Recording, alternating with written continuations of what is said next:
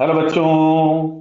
यहां लिखा है two identical particle collides in air inelastically बराबर है one moves horizontally and other moves vertically with equal speed just before collision the fractional loss in kinetic energy of the system of particle is equal to. Clear है? तो यहाँ पे ये इन elastically दिया हुआ और इन्होंने ई नहीं दिया हुआ है कोएफिशिएंट ऑफ रेस्टिट्यूशन।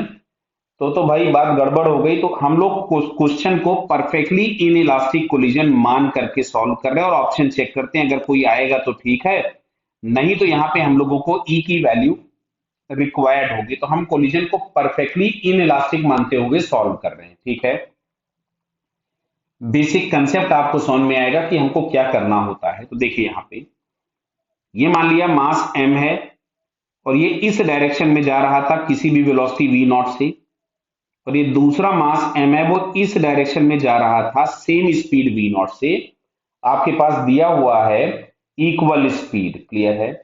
चलिए यहां कहीं पे हम लोग मान लेते हैं कि ये एक्स एक्सिस है और ये वाई एक्सिस है। क्लियर?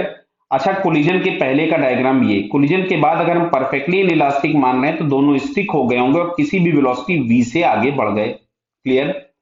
तो अब अगर हम इनिशियल मोमेंटम बात करें सिस्टम का, तो इसको हम लोग लिखेंगे M we naught I cap plus M we naught J cap. इसका momentum M we naught I cap, इसका M we naught J cap.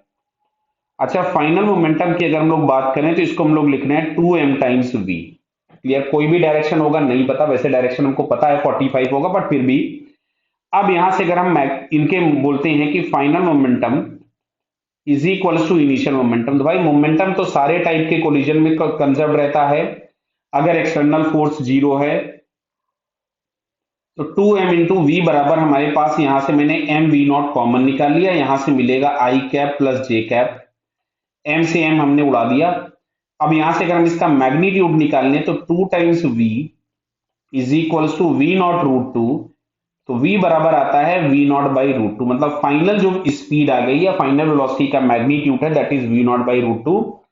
आपसे पूछा हुआ है fractional loss in kinetic energy, तो फ्रैक्शनल लॉस का मतलब हो गया लॉस अपॉन इनिशियल। क्लियर? तो लॉस कैसे फाइंड करेंगे? तो देखिए लॉस निकालने के लिए हम लोग लिख सकते थे इनिशियल एनर्जी थी half m we not square plus half m we not square, ये इनिशियल काइनेटिक एनर्जी थी।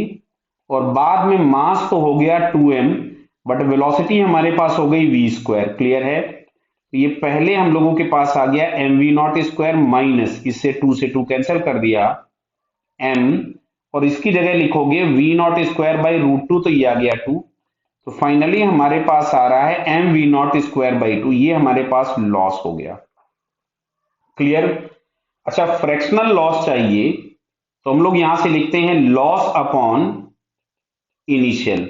तो लॉस हम लोगों के पास हो रहा है m we not square by 2, और इनिशियल एनर्जी देखिए ये लिखी हुई है एम वी नॉट स्क्वायर, तो ये हो जाएगा 1/2। क्लियर है? यही अगर परसेंटेज फ्रैक्शनल लॉस अगर पूछेगा तो हम मल्टीप्लाइड बाई 100 कर देंगे। तो यहां से 1/2, देखो 1/2 हम लोगों को ये ऑप्शन सेकंड में दिया हुआ है।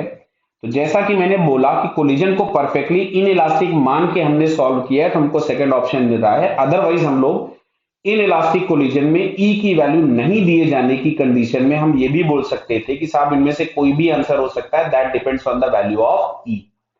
क्लियर है क्या बेटा? Okay, all the best.